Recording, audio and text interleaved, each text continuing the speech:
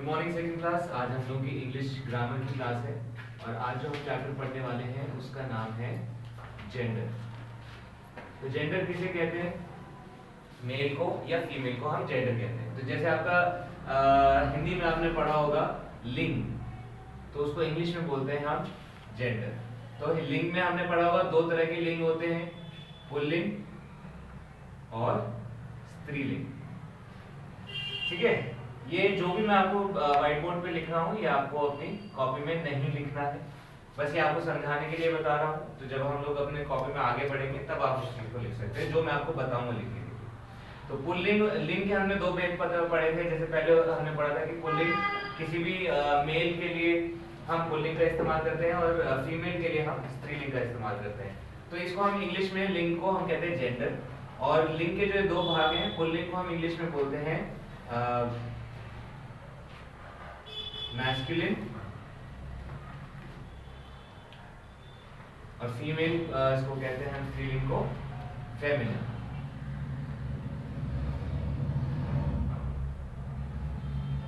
दूसरा नाम इसका है मेल फीमेल। ठीक है, मेल फीमेल।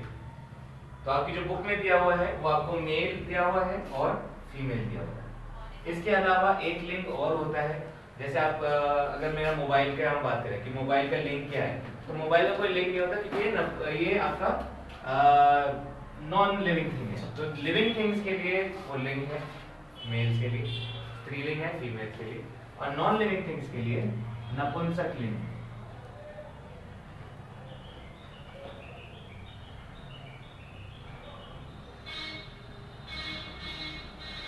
इसको हम इंग्लिश में बोलते हैं न्यूटर। क्या बोलते हैं हम इसको? न्यूटर। ठीक है, तो अब हम आगे देखते हैं। आपकी बुक में है, आप बुक का पेज नंबर 17 खोलेंगे तो पेज नंबर 17 पे इस पे डेफिनेशन लिखी हुई है कि male and female of noun are known as gender. तो मेल या यानी कि पुल्लिंग या फीमेल यानी कि स्त्रीलिंग किसी भी नाउन का जब पता चलता है तो हम उसको हम जेंडर कहते हैं। तो जिस भी वर्ड से, यानी कि अगर जैसे आपको मैं बोलूं लड़का, तो लड़का वर्ड से आपको पता चल रहा है कि इसका जेंडर क्या है। ठीक है, तो उसी तरह लड़की वर्ड से भी आपको पता चल रहा होगा कि उसका जेंडर क्या है। तो उसी तरह जिस भी वर्ड से आपको इंग्लिश में पता चलता है कि जेंडर क्या है, उस वर्ड को हम क्या कहते हैं, उसको हम जेंडर कहते हैं। ठीक है, तो जिससे हमें मेल और फीमेल के बारे में पता चले क्या मेल है क्या फीमेल है, वो जेंडर होता है। ठीक है, तो जैसे कि यहाँ पे मैंने लिखा, एक होता है मर्द यानी कि मैस्कुलिन, एक होता है औरत यानी कि फेमिनिन, और इसको हम बोल सकते हैं मेल और फीमेल। ठीक है, अच्छा, अब कुछ वर्ड्स ऐसे होते हैं जो कि कॉमन होते हैं इसके लिए भी इसके लिए। जैसे लोग, अगर मैं बोलूंगा लोग, ठीक है, तो लोग क्या है? कॉमन है, उसमें आपके फीमेल्स भी आते हैं मेल्स भी आ सकते हैं। अब मैं बोलूंगा मान लीजिए स्टूडेंट, ठीक है, एक स्टूडेंट को बुला लाओ, तो मेरा मतलब ये नहीं है कि लड़के को बुला लाओ या लड़की को बुला लाओ। स्टूडेंट क्या है? कॉमन है। ठीक है, तो कॉमन नाउन जो होते हैं वो दोनों मेल के लिए भी यूज होते हैं और फीमेल के लिए भी यूज होते हैं। तो हम एक यहाँ पे एक और लिख लेंगे और हम यहाँ पे लिखेंगे कॉमन नाउन। ठीक है, कॉमन नाउन। ठीक, अब आप लिखना शुरू कर सकते हैं। ये मैं एक छोटा सा एक चार्ट फिर से आपके लिए बनाता हूँ। इस चार्ट को आप अपनी कॉपी में ठीक से बनाएंगे जैसे कि यहाँ पे मैंने बनाया।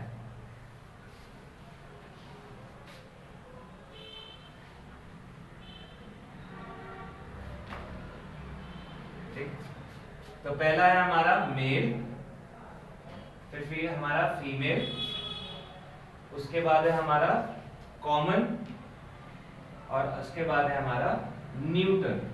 न्यूटर मतलब जिसका कोई जेंडर नहीं होता।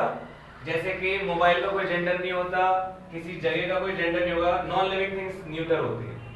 और जब हम दोनों के लिए सेम यूज करते हैं तो कॉमन होता है, यानी कि स्टूडेंट है, टीचर है, डॉक्टर है, पुलिसमैन है, तो ये सब क्या है? कॉमन हो गए। तो मेल क्या हो गया आपका? जैसे एग्जांपल मैं आपको बता देता हूँ, बॉय, बॉय से हमें पता है कि ये जेंडर है। मैन, इससे हमें जेंडर पता चल रहा है। कि मैन आदमी को कहते हैं। फीमेल क्या है हमारा, जैसे हम बोले आंटी, आंटी से हमें पता चल रहा है कि कोई फीमेल किसी लेडी की बात हो रही है, ठीक है। और एक ले सकते हैं हम, जैसे गर्ल, ठीक है, तो गर्ल से हमें पता चल रहा है कि ये फीमेल है। उसी तरह अब हम आगे देखते हैं कॉमन। कॉमन वो होते हैं जो फीमेल और मेल दोनों के लिए यूज होता है। जैसे आपका हो गया टीचर, टीचर आपका मेल भी हो सकता है, फीमेल भी हो सकती है।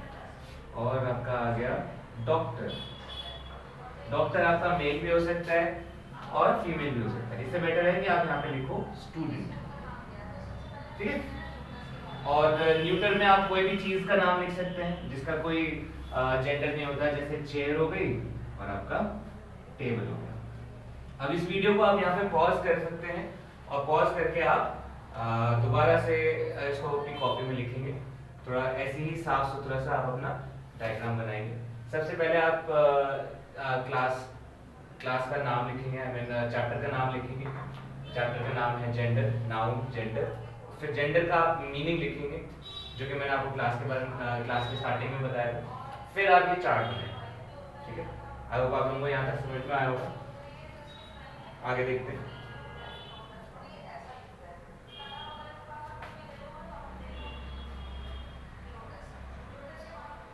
अब आपकी बुक में कुछ एग्जाम्पल्स दिए हुए हैं, उसको आप जल्दी से देखेंगे और कोशिश करेंगे।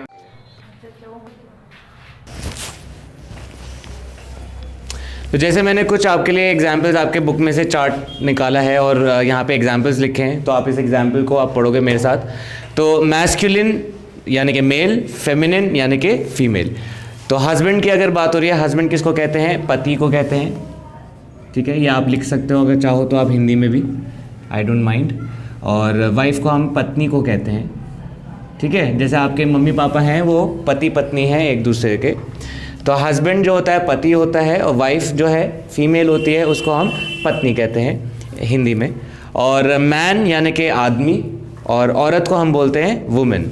आप यहाँ पे लिख सकते हो अगर आप चाहते हो तो। और वुमेन क्या होती है, औरत, ठीक है। बॉय यानी कि लड़का और गर्ल यानी कि लड़की। तो ये पेज नंबर 18 पे आपके बहुत सारे एग्जाम्पल्स दिए हैं आपको। तो ये सारे एग्जाम्पल्स, ये चार्ट आप इसी तरह चार्ट बनाएंगे। यहाँ पे मैंने सिर्फ 6 लिखे हैं, बट आप कोशिश करेंगे ये सारे यहाँ पे हैं 7, 8, 9, ये 20 आपके हैं। आप इसमें आपको नहीं दिखेगा, बट आपके पेज नंबर 18 पे 20 एग्जाम्पल्स दिए हैं मैस्कुलिन और फेमिनिन के, वो आप अपनी कॉपी में पूरा लिखेंगे। बहन को सिस्टर बोलते हैं। अंकल होते हैं चाचा ताऊ, इनको हम अंकल कहते हैं। हम यहाँ पे सिर्फ चाचा लिख लेते हैं। और आंटी, चाचा, चाची, ताई, आपकी मामी, ये सारे आंटी होती हैं। इंग्लिश में ज़्यादा रिलेशंस को अलग अलग नाम नहीं देते, जैसे हम ताया ताई बोलते हैं, वहाँ पे सिर्फ अंकल होते हैं, चाहे वो चाचा हो चाहे मामा हो, ठीक है। आगे देखते हैं सन यानी कि बेटा। सन क्या होता है, बेटा। और बेटी के लिए क्या होता है, डॉटर। बेटी के लिए क्या होता है, डॉटर, ठीक है। तो ये मैस्कुलिन और फेमिनिन के कुछ एग्जाम्पल्स थे। आई होप आप लोगों को ये समझ में आ रहा होगा कि ये मैं क्या पढ़ा रहा हूँ। और इसके बाद जो हम पढ़ने वाले हैं कॉमन जेंडर नाउन्स पढ़ेंगे।